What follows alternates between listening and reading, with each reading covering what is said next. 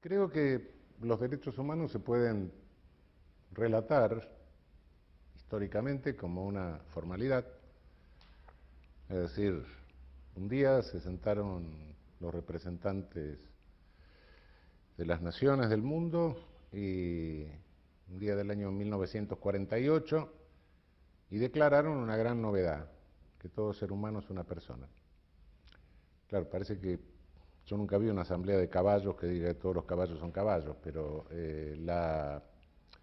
nuestra especie, terriblemente agresiva intraespecíficamente e interespecíficamente, necesitó unos cuantos miles de años para llegar a ser esto.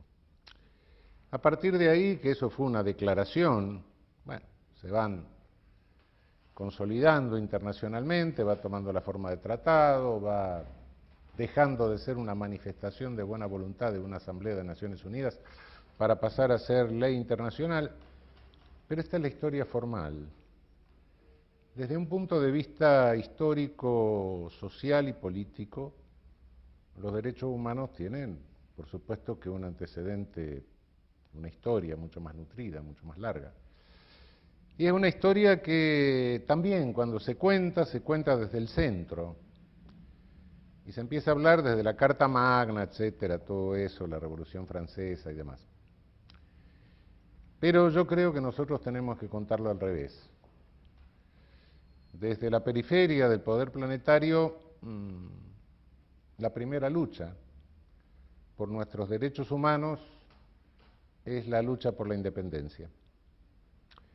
Es decir, hoy estamos hablando, y desde el centro se habla de derechos humanos de primera, segunda, tercera generación.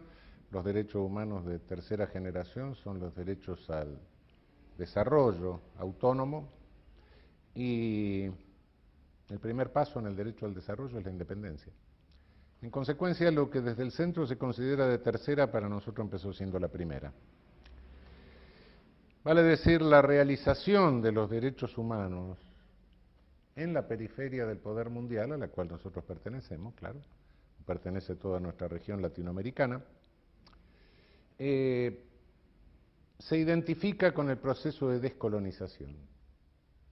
Y el proceso de descolonización no termina con la independencia respecto de potencias ibéricas decadentes del siglo XIX, sino que el proceso de descolonización continúa hasta el día de hoy, pasando por distintas etapas. Primero fue la independencia del proceso colonial, del momento colonial que había protagonizado el genocidio colonialista de nuestros pueblos originarios. Después vino a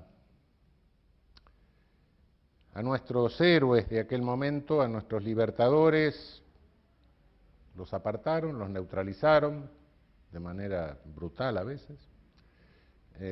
Bolívar se murió un rato antes de que lo maten, mató la tuberculosis antes de que lo terminen de matar sus enemigos, que ya lo habían intentado matar.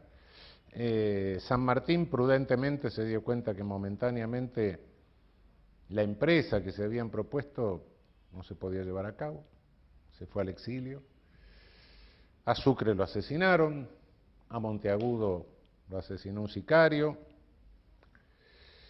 Moreno tuvo una muerte rara en un viaje a Londres, en un barco inglés.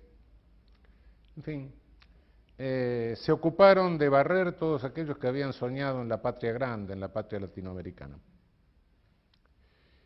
Y vinieron guerras fratricidas, y vino toda una serie de intereses locales corruptos que balcanizaron nuestra América Latina e instalaron repúblicas oligárquicas, con constituciones formalmente liberales. Y repúblicas oligárquicas en manos de minorías corruptas, proconsulares de los intereses hegemónicos del mundo en ese momento, y que mantuvieron marginada a la inmensa mayoría de nuestras poblaciones, a la inmensa mayoría de nuestros pueblos. Luego, bueno, a partir del siglo XX, comenzando por la Revolución Mexicana y después se sigue, estas oligarquías entraron en crisis, estas repúblicas oligárquicas entraron en crisis, pero nuestros pueblos habían aprendido a desconfiar de leyes que decían una cosa en el campo del deber ser y que sin embargo en el campo de la realidad, en el campo social, en el campo económico, eran algo completamente distinto. Hoy falta la última etapa, superar la última etapa del tardo colonialismo, reforzar nuestros vínculos internos de solidaridad, reconstruir, fortalecer nuestra comunidad y al mismo tiempo realizar el ideal sanmartiniano, bolivariano.